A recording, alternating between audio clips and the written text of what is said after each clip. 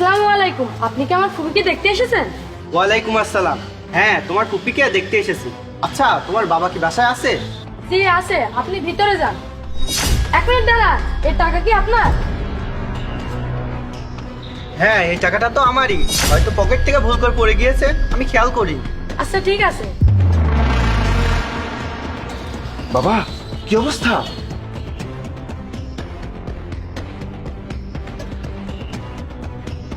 আসসালামু আলাইকুম স্যার, আপনি কি আমার ফুপিকে দেখতে এসেছেন? হ্যাঁ, তোমার বাবা কি বাসায় আছে? হ্যাঁ আছে, ভিতরে যান। ঠিক আছে।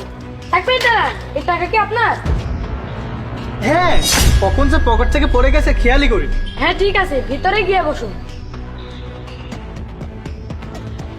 বাবা, এই যে ছেলেটা গেল, একে তোমার কেমন মনে হলো?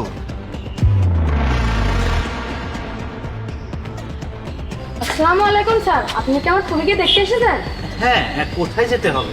ভিতরে গিয়ে ড্রয়িং রুমে বসুন। 1 মিনিট, আপনার টাকা পড়ে গেছে। না না, এই টাকা আমার না। আপনারই হবে হয়তো স্যার, তাছাড়া এখানে আর তো কেউ নেই। তোমার কোথাও ভুল হচ্ছে বাবা। আমি একসঙ্গে এত টাকা কখনো চোখে দেখিনি। তোমারই হবে, তুমি রেখে দাও। ঠিক আছে, আপনি ভিতরে গিয়ে বসুন। বাবা, তাহলে কি তোমার ফুপির জন্য একটা দিনদার ভালো পাত্র পাবো না? কেন পাবে না বাবা, পেয়ে গিয়েছি।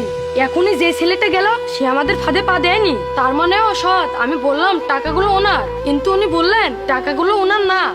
ও আচ্ছা, ভিতরে গিয়েছে? জি বাবা, ভিতরে গিয়েছেন।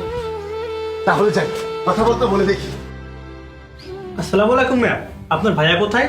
ওয়ালাইকুম আসসালাম। ওয়ালাইকুম আসসালাম। তোমরা তো সবাই বিজ্ঞাপন দেখে এসেছো, তাই তো? কিন্তু সবকিছু প্রথমে আমি একটা কথা জানিয়ে দিতে চাই। আমার কোটি কোটি টাকা থাকলেও আমার বোনের কিন্তু একটা সমস্যা আছে। আমি জানি কিভাবে আপনার জীবনে উজ্জ্বল আবেগ এবং আনন্দ যোগ করতে হয়। বেড এন্ড্রিয়ার্স আপনাকে এই সকল সুযোগ দিচ্ছে। কেন তাদের চুজ করবেন? বেড এন্ড্রিয়ার্স একটি বিশ্বস্ত নতুন প্রজন্মের প্ল্যাটফর্ম, যেখানে একটি আন্তর্জাতিক পদ্ধতিতে তাৎক্ষণিক জমা এবং উত্তোলন, 24 ঘন্টা 7 দিন সাপোর্ট এবং হাজার হাজার সন্তুষ্ট খেলোয়াড় রয়েছে। প্রথম ডিপোজিট বোনাস 200% পর্যন্ত, 250 ফ্রি স্পিন প্লাস 25,000 টাকা পর্যন্ত বোনাস, এবং প্রথম 7 দিনে আরো বোনাস রয়েছে। কমেন্ট বক্সের পিন করা লিঙ্কে ক্লিক করে আমার প্রোমো কোড ব্যবহার করুন এবং আপনার বোনাস জিতে নিন। সুযোগ মিস করবেন না। অ্যাক্টিভেশন সংখ্যা সীমিত।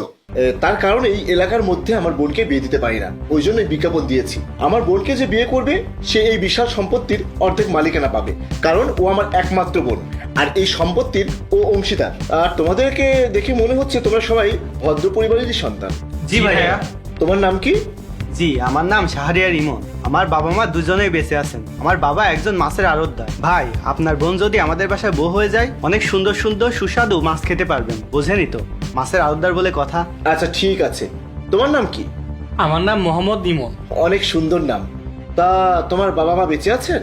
না ভাইয়া, আমার বাবা মা কেউই বেঁচে নেই। আপনার বোন যদি আমাদের বাড়িতে বউ হয়ে যায়, তাহলে তাকে চালানোর মতো কেউ থাকবে না। মানে সংসার করতে গেলে একটু কথা কাটাকাটি তো হয়, শ্বশুর শাশুড়ির কোনো ঝামেলা থাকবে না আপনার বোনে। আর তোমার নাম? আমার নাম মোহাম্মদ তুহিন জোয়াদ্দার। তোমার বাবা মা বেঁচে আছেন? আসলে ভাইয়া, আমার বাবা মা কেউ নেই। আমি এতিমখানায় বড় হয়েছি, আর এই দুনিয়ায় আমার আপন বলতে কেউ নেই। যখন ছোট ছিলাম তখন আমার বাবা মা রোড অ্যাক্সিডেন্টে মারা যায়।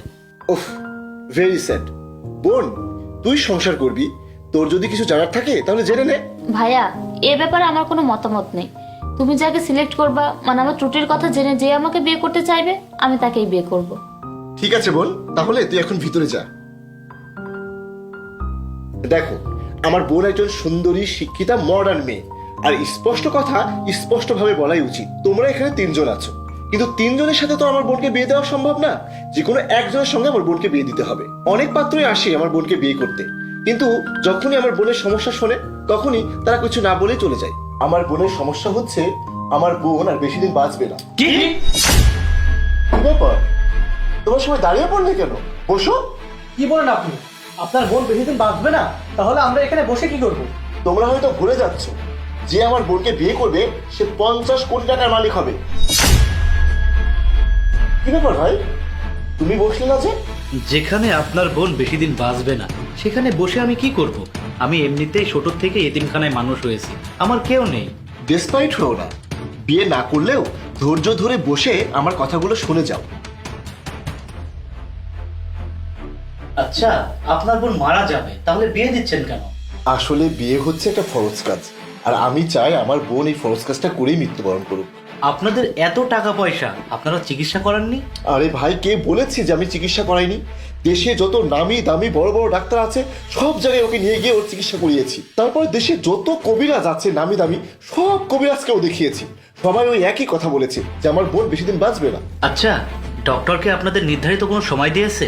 না, ডাক্তাররা কোনো নির্ধারিত সময় বলতে পারেনি, তবে কবিরাজ বলেছে আমার বোন নাকি বাসরাতেই মারা যাবে। কি বলছেন? বাসর ঘরে মারা যাবে মানে? বাসর ঘরে মারা গেলে বিয়ে করে কি লাভ? আরে বিয়ে করলেই তো লাভ, আমার বোনের ফরজ কাজটাও সম্পন্ন হবে আর তোমরা কোটি কোটি টাকার মালিক হয়ে যাবে। হ্যাঁ, তা তো ঠিকই। এক রাতেরই তো ব্যাপার, বিয়ে করলে পুরো 50 কোটি টাকার মালিক হয়ে যাব। আর মরলে তো ভালোই হবে, কত সুন্দর সুন্দরী মেয়ে পাবো। টাকা থাকলে মেয়েদের অভাব হয় না। একদিক থেকে ভালোই, একদিনের জন্য বিয়ে করব, আবার মরে গেলে এত টাকা পাবো। আমার লাইফটা তো পুরো সেট হয়ে যাবে। পরে ভালো একটা মেয়ে দেখে বিয়ে করে নেব। 50 কোটি টাকা কম নাকি? না না, এই মেয়েকে বিয়ে করা যাবে না, কারণ ছোট থেকেই আমি এতিমখানায় বড় হয়েছি। আর বাসর রাত্রে যদি আমার বউ মারা যায়, তাহলে আমি এত কষ্ট সহ্য করতে পারবো না। আর তাছাড়া টাকা পয়সা দিয়ে কি হবে? ভাইয়া, আমি আপনার বোনকে বিয়ে করতে রাজি। হ্যাঁ ভাইয়া, আমিও রাজি। তিনজনের মধ্য থেকে তোমরা দুজন আমার বোনকে বিয়ে করতে রাজি, তাই তো? কিন্তু দুজনের সাথে তো আমি আমার বোনকে বিয়ে দিতে পারি না। তোমাদের মধ্যে যে কোনো একজনের সাথে আমার বোনকে বিয়ে দিতে হবে। তাই আমি তোমাদের একটা পরীক্ষা নিতে চাচ্ছি। হ্যাঁ ভাইয়া, আমাদের দুজনের মধ্যে থেকে যে কোনো একজনকে বেছে নে। আমার বাড়িতে মা বাবা নেই, ওরা তো মারা গিয়েছে। আপনার বোনকে জ্বালানোর মতো কেউ নেই, সংসারেও কোনো অশান্তি হবে না। আপনি চাইলে আপনার বোনকে আমার সাথে বিয়ে দিতে পারেন। আমি ভদ্র শিক্ষিত, আমার পরিবারও অনেক ভালো। আপনার বোনের কোনো দিক থেকে কোনো কিছুর অভাব হবে না। আপনি আমার কাছে আপনার বোনের বিয়ে দিতে পারেন। শোনো, আমার এই যে এত বিশাল সম্পত্তি, আর আমার এই বিশাল সম্পত্তির অর্ধেক মালিক হচ্ছে আমার বোন। আমার বোনকে তো আর আমি যাত্রার হাতে তুলে দিতে পারি না। তাই আমি তোমাদের একটা পরীক্ষা নিতে চাই। হ্যাঁ, নেন না, যা নেওয়ার পরীক্ষা নেন, আমরা সব পরীক্ষা দিতে রাজি আছি। তোমাদের পরীক্ষা তো আমার প্রথমেই নেওয়া শেষ। তোমরা যখন প্রথমে গেটে ঢুকেছো তখন তো তোমাদের প্রথম পরীক্ষা হয়ে গিয়েছে, আর সেই প্রথম পরীক্ষাতেই তোমরা দুজন ফেল করেছো। তোমরা যে এই গেটে ঢোকার সময় 1 লাখ টাকার বান্ডেল নিয়ে এসেছো, সেই টাকা কি তোমাদের ছিল? না, আমরা আসতেছিলাম, ওই বাসাটাই তো আমাদেরকে ডেকে টাকা দিয়েছে। আমরা ভাবলাম আমরা যদি টাকাটা না নেই তাহলে বাসাটা টাকা নিয়ে যাবে না কি করবে, তার থেকে ভালো ওই টাকাটা আমরাই নিয়ে নিই, পরে কোনো ভালো কাজে লাগিয়ে দেব, মসজিদ মাদ্রাসায় দান করে দেব। ও আচ্ছা, তোমরা টাকাটা মসজিদ মাদ্রাসায় দান করে দিতে? আরে ওখানে ওই ছোট বাচ্চাটা তোমাদের পরীক্ষা করার জন্য ওই টাকাটা ফেলে রেখেছিল, আর তোমাদের দ্বিতীয় পরীক্ষা আমি এখানে নিয়েছি। আমার বোন বাসর রাতে মারা যাবে শুনেও তোমরা তাকে বিয়ে করতে রাজি হয়েছো শুধুমাত্র টাকা পয়সার লোভে। তোমরা দুজন সব ধরনের পরীক্ষায় ফেল করেছো, তাই তোমরা দুজন যেতে পারো। আর তুমি বসো, তোমার সাথে আমার কথা আছে। আর তোমরা দুজন যাওয়ার আগে সত্য কথাটা শুনে যাও। আসলে আমার বোনের কোনো সমস্যাই নেই, আমার বোন বাসরাত্রে মারা যাবে না।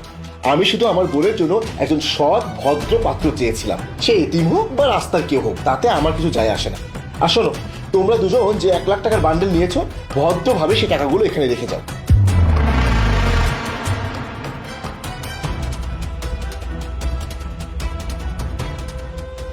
আচ্ছা তুমি আমাকে একটা কথা বলো, তুমি টাকা নাওনি কেন? আসলে পরের টাকা আমি কেন নিব? আর আমার টাকা পয়সার প্রতি তেমন কোনো লোভ নেই। টাকাগুলো নিলে হয়তো কেউ দেখতো না, কিন্তু আমার আল্লাহ তাআলা ঠিকই দেখতো, আর পরকালে এই টাকার আমার হিসাব ঠিকই দেওয়া লাগতো। আর এই জন্যই আমি টাকাগুলো নিইনি। বাহ, মাশাল্লাহ মাশাল্লাহ। আচ্ছা, আরেকটা কথা, তুমি আমার বোনকে বিয়ে করতে রাজি হলে না কেন? আমার বোন যদি বাসরাতে মারা যেত তাহলে তো তোমার জন্যই ভালো হতো। তুমি এত পরিমাণ সম্পত্তি মালিক হয়ে যেতে, তুমি তো আরেকটা বিয়ে করতে পারতে। এত সম্পত্তির মালিক হয়ে তুমি তো বিন্দাস লাইফ যাপন করতে পারতে। দেখুন ভাইয়া, আমি ছোটবেলা থেকেই এতিমখানায় বড় হয়েছি। আমার নিজের বলতে বা কাছের বলতে তেমন কেউ নেই। আমি যদি বিয়ে করে বাসর রাতেই বউকে হারিয়ে ফেলি তাহলে কেমন হলো? এমনিতেই আমি আমার মা বাবাকে হারিয়ে অনেক কষ্টে আছি, তারপরও আমি আমার বউকে হারিয়ে এই কষ্ট সহ্য করতে পারতাম না, এই জন্য। মাশাল্লাহ ভাই, তোমার কথাবার্তা শুনে আমার খুবই পছন্দ হয়েছে তোমাকে। আমি শুক্রবারে তোমাদের 4 হাত এক করে দিব।